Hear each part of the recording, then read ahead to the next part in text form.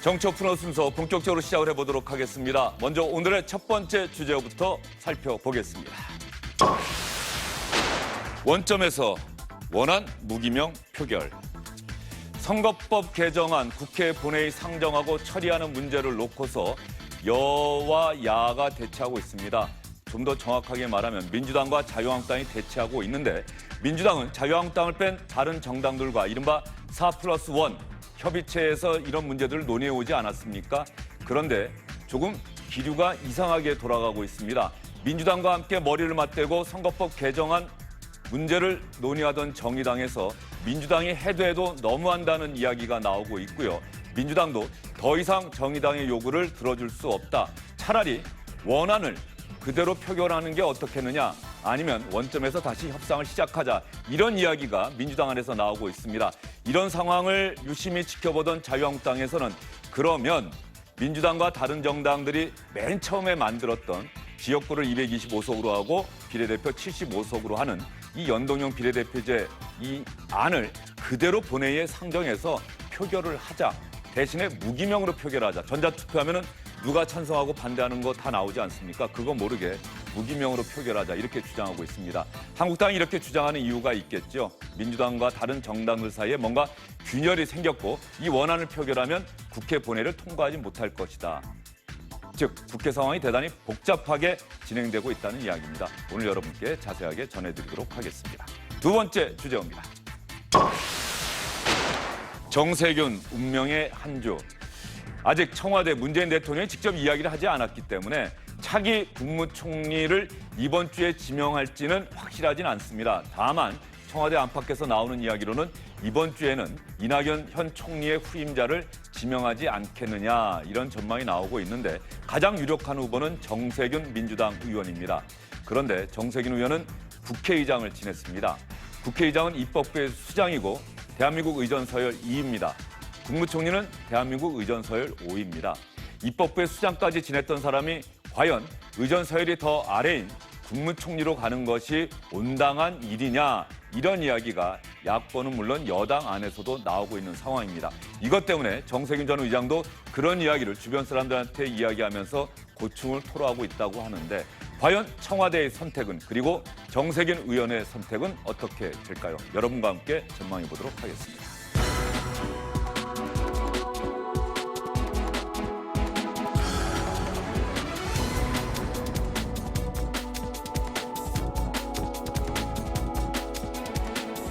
그러면 먼저 여러분께 국회 상황을 자세히 전해드리도록 하겠습니다. 국회에서 취재하고 있는 김수영 기자 연결해 보도록 하겠습니다. 김수영 기자.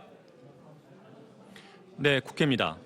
네, 오늘부터 다시 정치부에 와서 국회를 취재하고 있는 것 같은데 지금 국회가 대단히 긴박하게 돌아가고 있을 것 같아요. 현재 상황 어떻습니까? 네, 우선 국회 바깥쪽 상황부터 먼저 전해드리겠습니다. 오전 11시쯤 제가 있는 국회의사당 본관 2층으로 보수단체 회원으로 추정되는 대규모 시위대가 진입을 시도했습니다. 급히 문을 잠근 국회 방호원들에게 가로막혀 안으로 들어오진 못했는데요. 현재는 본관 정문 앞에 경찰 추산 3,000명 정도가 모여 구호를 외치고 있고 배치된 경찰들과 대치하고 있습니다. 일부 참가자들은 국회 주변을 돌며 집회를 이어가고 있습니다. 또 이들은 국회 본관 앞에서 농성을 하고 있는 정의당 관계자들과 충돌을 하기도 했습니다. 이들은 패스트트랙으로 지정된 공수처법과 선거법안 처리 반대를 주장하고 있는데요. 한국당에서 개최한 규탄대회 참석을 위해 국회로 들어왔다가 본관 진입을 시도한 것으로 전해졌습니다. 참가자 숫자는 점점 늘어나고 있어서 경찰은 더 많은 경력을 추가 배치해 만일의 사태에 대비하고 있습니다. 네, 국회 본관까지 들어올 수도 있었던 상황이군요. 현재 여야가 협상을 하고 있습니까? 네, 지금 물밑에서 계속 협상을 하고 있는데요. 그러나 공식적으로 문희상 국회의장 주재로 오늘 오전 열릴 예정이었던 여야 3당 교섭단체 원내대표회동은 무산됐습니다. 한국당 심재철 원내대표가 참석하지 않겠다고 밝히면서 협상 가능성이 더 낮아진 건데요. 결과적으로 오늘 본회의도 무산되고 말았습니다. 연동형 비례대표제 도입을 핵심으로 하는 선거법 등 패스트트랙 법안에 대한 각 정당의 견해차가 여전한 데다 한국당이 임시국회 회기 결정에 대해 신청한 필리버스터를 놓고 논란이 계속 이어지고 있습니다. 대결 국면 속에 심 원내대표는 선거법을 원안대로 상정한다면 무기명 투표도 검토해 볼 수 있다. 이렇게 오전에 밝혔는데요. 특히 민주당이 어제 다른 야당들과 선거법 수정안 합의에 실패하면서 원안 상정을 주장했는데 한국당이 이 틈을 노려 역제안을 내놓으면서 자신들을 제외한 여야 협의체 분열을 겨냥한 거란 평가도 나오고 있습니다. 한국당을 제외한 5개 정파 협의체인 4+1 단일한 마련도 진전되진 않고 있습니다. 민주당 이인영 원내대표는 협상이 난항에 직면했음을 고백한다며 원점에서 모든 가능성을 염두에 두고 협상을 다시 하겠다고 밝혔습니다. 정의당은 개혁을 원하는 국민에 대한 협박이라며 강하게 반발하고 있는 가운데 오늘 민주당과 정의당을 비롯한 소수 정파 간 협상이 어떤 결과로 마무리될지도 주목되는 상황입니다. 네, 김수영 기자가 여야 협의 상황을 길게 전달해 주시긴 했는데 여전히 많은 분들은 잘 이해를 못하실 것도 같고요.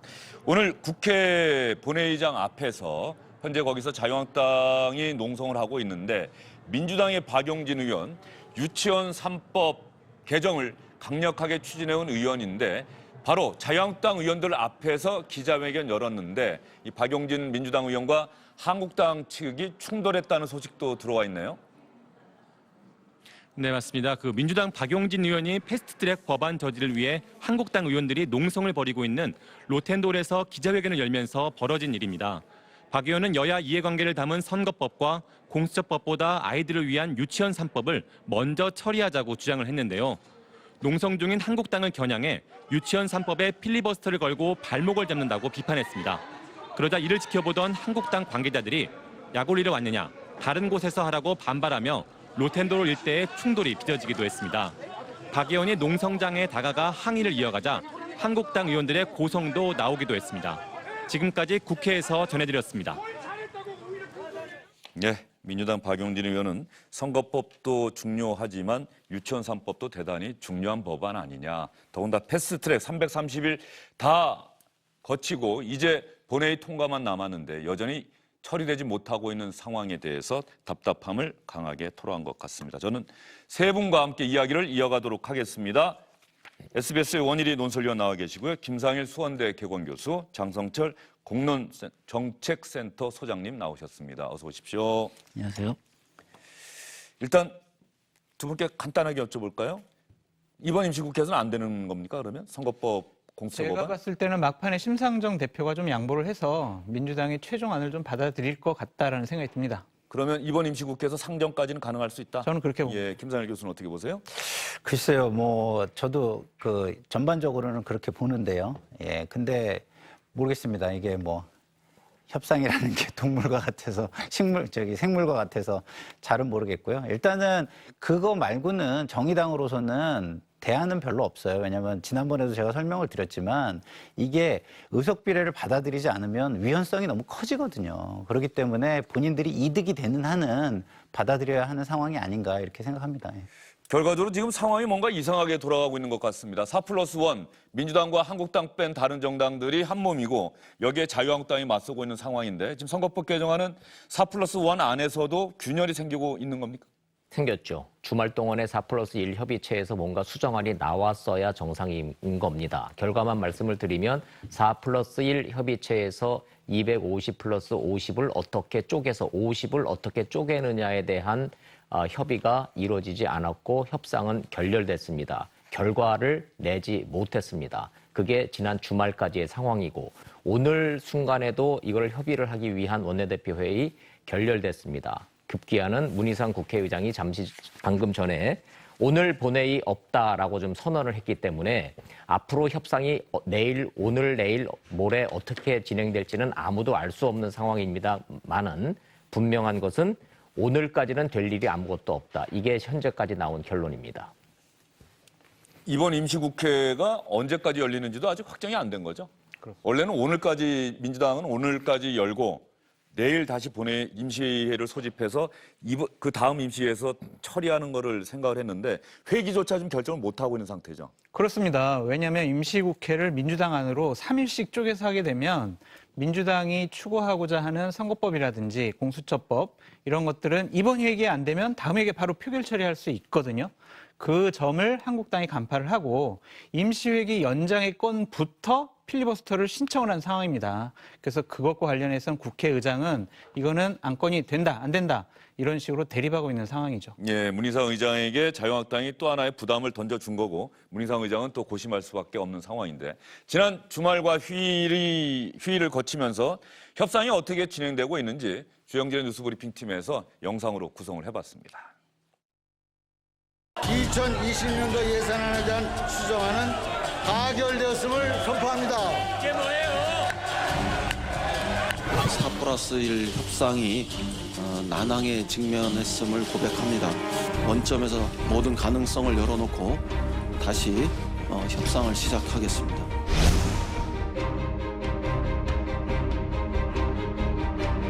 민주당이 밀어붙이면은 니네들 받으려면 받고 말려면 말아라 이런 자세니까 이 중소 하청기업들 단가 후려치기듯 그렇게 밀어붙이니까 그게 뭐 사실 협상이라는 의미가 크게 없는 겁니다. 합의에 이르지 못함에 따라 그동안 선거법과 관련된 조정안, 협의안 등은 더 이상 추진하지 않겠습니다.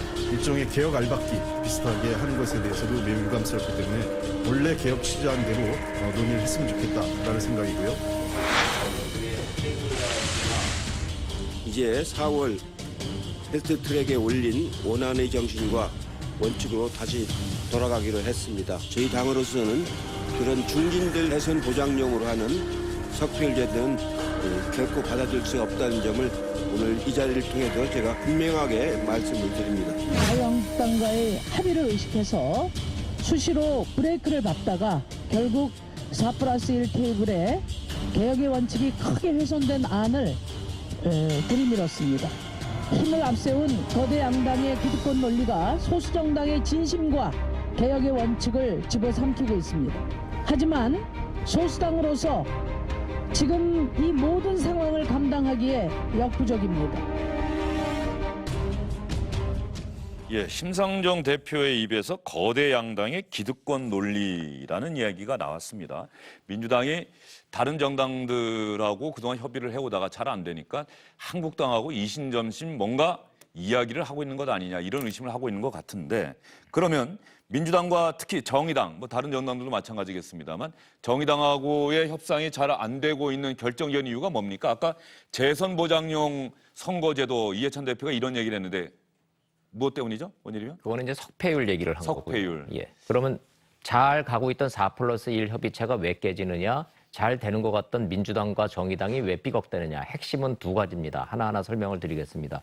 첫 번째는 연동혈 캡입니다. 지금 이제 석패율 제도가 먼저 나오니까 두 번째가 이제 그 석패율 제도인데 생소하겠지만 유권자 입장에서 한번 자세히 보십시오. 저희는 지금 가서 투표구에 들어가면은 인물을 한 명 뽑고 내가 마음에 드는 후보자 중에 한 명을 뽑고 내가 마음에 드는 당에다가 한 표를 행사를 합니다. 인물에다 하는 게 지역구 의원을 뽑는 것이고 당에다가 찍는 게 비례대표를 선출을 하는 것인데 석패율 제도라는 것은 한 후보자가 지역구와 비례대표에 동시에 출마를 하고 1등을 한 사람은 지역구 의원으로 당연히 당선이 되는 거고 떨어진 사람 중에 가장 높은 득표율을 받으면 이른바 2등을 아깝게 한 사람은 비례대표로 선출을 해준다는 겁니다. 어디에서 전국을 권역별로 6개로 나눠서 각 2명씩만 하자라는 게 정의당의 지금 주장인 것이고 민주당은 너무 많다. 1명씩만 하자 이러는 건데 이제는 협상 과정을 통해서 민주당에서 입장이 바뀌었습니다. 석패율 못 받겠다는 겁니다. 그랬더니 정의당에서는 이번에는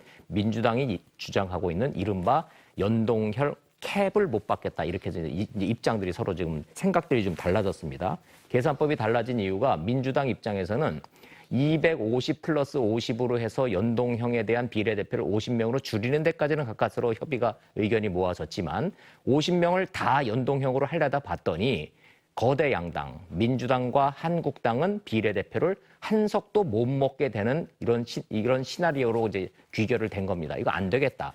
30명으로 캡을 씌우자, 상한제를 씌우자는 거고 나머지 20석은 현행 제도대로 우리도 좀 먹자 이렇게 된 겁니다. 그랬더니 정의당 입장에서는 50석을 가지고 다 나눠서 이 연동형 비례대표로 가야 정의당의 숫자가 늘어나는데 30명만 내고 20명을 기존대로 그 비례로 가자고 그러면은 우리가 돌아오는 숫자가 적지 않느냐. 연동형 캡 못 받겠다는 거고 그래서 반대로 민주당은 정의당이 집요하게 요구하고 있는 석패율 제도 못 받겠다. 이렇게 지금 협상이 진행돼서 협상이 결렬됐다. 현재까지 상황입니다. 네, 뭐 연동률이라든지 석패율 제도 자체는 설명을 드릴수록 좀 복잡해지는데 뭐 쉽게 얘기하면 그런 거겠죠.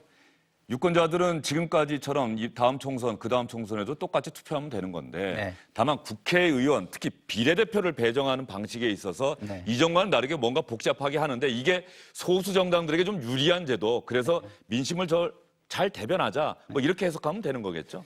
예, 일단은 그렇긴 하지만 이게 문제는 있습니다. 왜냐하면 연동률을 만약에 100%를 하면 아무 문제가 없어요. 그 국민의 주권이 그대로 반영되게 돼 있습니다. 그런데 이거를 50%로 줄이면서 어떤 일을 했냐면 지역구에서 그 프로를 차지한 거는 그 표를 반영하지 않겠다는 이야기를 하면서 그러면 지역구에서 예를 들어 40%를 얻은 정당이 40%의 정당 투표를 얻어도 그 40%는 사표가 되는 상황이 발생을 하는 겁니다. 그래서 이게 연동형 이퀄 개혁이다라는 어떤 가치와 개념에 매몰이 돼가지고서 제도에 대해서 아주 신중한 고민들이 부족했다는 것이 인지에 나타나고 있는 것입니다. 그래서 악마는 디테일에 있었던 것인데 그 디테일들에 대해서 지금 충분히 예측하지 못한 상황들이 지금 발생하고 있는 것이죠. 예, 특히 민주당이 말이죠. 원점에서 다시 협상을 하겠다는 이야기까지 할 정도면 이제 민주당도 더 이상 양보할 수 없다. 특히 석패율 같은 경우는 아예 우리는 이제 처음에는 권역별 한 명씩은 내가 받아주려고 했는데 그것도 안 되겠다. 정의당에서 아무래도 이건 너무 강하게 주장하는 것 아니냐. 그러면 민주당의 이런 태도가 아까 그래도 정의당이 양보해서 뭔가 타협안이 만들어질 수 있다고 말씀을 하셨는데 민주당의 이런 태도는 차라리 강하게 반대하고 있는 한국당과 이 선거법 문제는 여야 합의로 그동안 처리해왔기 때문에 한국당하고 뭔가 해보려고 하는 것 아니냐 이런 의심을 다른 정당이 하고 있는 건 아니에요? 그렇죠. 사실 민주당은 선거법보다는 검찰개혁 법안에 대해서 더 중점을 드린 거 아니겠습니까? 근데 하지만 자기네들과 좀 우호적인 군소 야당들이 자, 우리 선거법 좀 개편을 해줘. 그래야 우리가 의석수 늘어나고 그러면 우리가 검찰개혁 법안에 찬성을 해줄게 라고 해서 이 두 개의 패스트트랙 법안이 진행이 된 건데 민주당은 처음 이 선거법과 관련해서 표 계산을 제대로 잘 못한 것 같아요. 그러니까 이제 지금까지 계산을 해보니까 결국에는 우리가 의석수가 상당히 줄어들고 비례대표는 못 얻는 경우가 발생을 하게 될 것 같다. 그러니까 이 선거법은 못 받겠다라고 하는 거고 제가 이제 심상정 대표가 양보하겠다라고 전망하는 이유는 뭐냐면 네. 심상정 대표의 목적은 단 하나입니다. 이번에 이런 선거법 개정을 통해서 20석의 교섭단체를 구성을 하겠다. 정의당 단독으로 구성하겠다는 건데 20석이 가능할 걸로 보세요? 그러니까 이제 여기서 50% 연동형까지는 자기네들이 이렇게 좀 받아들였는데 거기다가 석패율까지 하면 전국 권역별로 하면 석패율에서 우리가 각 지역 6개 지역에서 몇 석 얻게 되면 우리가 연동형하고 지역하고 석패율까지 합치면 잘하면 20석을 얻을 수 있겠다라고 했는데 민주당에서 석패율도 못 받겠어 이러니까 그러면은 우리 교섭단체 안 되겠네. 그러니까 이제 심상정 대표는 그 판단의 기로에 서 있는 거죠. 자, 한 13석, 14석 끝낼 것인지 아니면은 이번 선거법 개정안에서 아무것도 안 돼서 부결이 돼서 결국에는 현행 소선거구제로 선거를 치를지 그 결론을 내려야 될 겁니다. 정의당은 그렇고요. 정의당은 어쨌든 간에 전국적으로 고른 정당 득표율을 기록할 수 있다. 다른 정당들보다. 민주당과 한국당을 빼고서는. 네. 그런 자신이 있는데 가령 지역적 기반을 갖고 있는 민주평화당. 네네. 또 이런 데는 어떻습니까? 정동영 대표 같은 경우는 어떤 생각을 갖고 있을까요? 아니, 거기도 마찬가지입니다. 왜냐하면 지금 아까도 얘기했지만 정당 투표율로 하는 것이기 때문에 이거는 투표율. 예. 권역별로 나누자라는 것이 여기에 가미되지 않는 한은 그 득표율에 의해서 배정을 하기 때문에 아무래도 몇 석이라도 득을 볼 수밖에 없는 상황이 되는 것이고요. 그리고 거대 정당이 그거에 대해서 손해를 볼 수밖에 없는 상황인데 문제는 뭐냐면 이게요. 아무도 정확하게 계산을 해내기가 지금 어렵습니다. 예. 왜냐하면 지금도 여러 가지 방식으로 언론에서 계산을 하고 있지만 그 계산들이요. 제가 볼 때는 조금씩 다 틀려요. 왜냐하면 지역구에서 받은 의석은 연동형에서 가져갈 수가 없거든요. 근데 그 부분을 제대로 지금 계산을 조금씩 한두 석씩 틀리게 다 하고 있기 때문에 이거는 진짜 선관위에서 컴퓨터를 돌리지 않는 한 그 결과를 놓고 이게 정확하게 예측하기조차 어려운 지금 상황입니다. 예, 선관위도 여야가 이렇게 치열하게 협상을 하고 있는 와중에는 함부로 돌릴 수가 없죠. 선관위에서 뭔가 또 이런 내용이 하나 언론에 자칫 보도가 됐다 이러면은 또 아마 여야 정당에서 그야말로 난리를 칠 거기 때문에 선관위도 쉽게 예상을 못할 겁니다. 그러면 여기서 자유한국당이 원한 대로 처음에 4+1에서 얘기했던 225 더하기 75 정당 득표를 50% 연동한다. 이걸로 그냥 투표하자, 무기명으로 하자 대신에 이렇게 나서는 것도 4+1 교란용입니까? 원일이면? 계산을 지금 한국당 예. 생각을 물어보면은 지금 원한 대로 패스트트랙에 올라와 있는 그대로 표결을 해서 무기명의로 투표하면 부결된다고 보는 거예요. 부결될 가능성이 매우 높기 때문에 괜히 어줍잖게 수정안 내서 협상에 응하지 말고 원안 그대로 올려서 그냥 법대로 표결하자 정정당당하게 이렇게 좀 나오는 거죠. 이 안 자체는 민주당 내에서도 좀 나오고 있는 겁니다. 이해찬 대표도 좀 이거 협상안 안 되고 수정안 안 나오면은 원안 그대로 투표하자라는 얘기가 자꾸 나오고 있는데 심재철 원내대표가 오늘 원안대로 한다면 무기명 투표 검토할 수 있다? 하자는 얘기입니다. 저거는 무기명 투표로. 무기명 투표로 하면 부결될 가능성이 그럼 왜 높아지느냐? 논거가 뭐냐? 이 225 플러스 75 연동형 50% 원칙을 적용해서 시뮬레이션 돌려보면은 분명한 사실 하나가 있습니다. 지역구가 28석이 줄어들어요. 28명의 국회의원이 배지를 반납해야 되는 겁니다. 최소한 그 28명은 반대표 던질 거 아닙니까? 어디서? 민주당에서. 아, 이거는 민주당 반란표 때문에 반드시 부결된다. 차라리 원안 투표 가자. 계산법이 이렇게 나오는 거죠. 예. 그러면 원안이 표결에 뭐 그럴 리는 없겠습니다만 현재로선 표결에 붙여져서 부결이 되면은 그 속내는 그겁니까? 현행대로 그냥 갑시다. 시간도 얼마 없고 내일부터 당장 예비후보 등록해야 되는데 시간도 없는데 그런 겁니까? 저는 거대 양당의 그 목표는 그거라고 이심전심. 속내, 예. 속내는 그거라고 보여집니다. 근데 한국당 같은 경우에는 좀 투톱 간에 미묘한 입장 차이가 있어요. 원내대표 단에서는 좋아, 표결 한번 해보자. 이런 식으로 얘기를 하고 있지만 황교안 대표 측은 아, 이거는 표결도 가서는 안 된다라는 입장을 강하게 갖고 있습니다. 그렇기 때문에 저것 때문에 좀 갈등이 좀 벌어지지 않을까 그렇게 전망해 봅니다. 예, 알겠습니다. 이런 상황에서 자유한국당은 지난 주말이죠. 주말에 장외 집회를 또 열었습니다. 이 부분을 놓고 민주당은 자유한국당은 단 한 번도 협상에 응하지 않고서 또다시 거리로 나서느냐 정말로 무책임하다. 지금이라도 들어와서 우리하고 협상하면은 협상안을 만들어낼 수 있지 않겠느냐 이렇게 비판을 했습니다.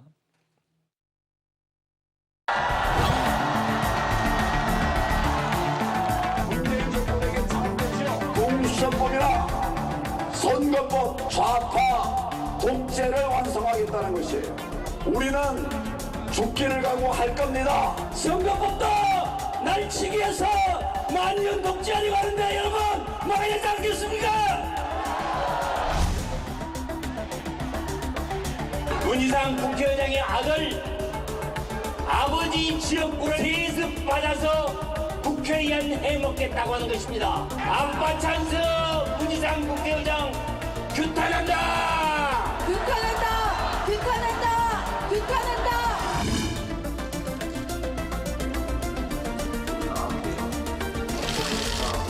황교안 대표 체제가 시작되면서 우리 국회는 정확하게 식물 국회가 되었습니다.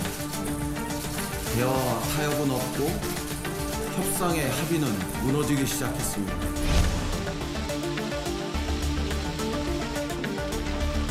민주당은 패스트트랙 이전에도 협상을 요청했고 지난 1년 내내 협상을 하려고 했으며 지금도 협상의 문은 열려 있습니다.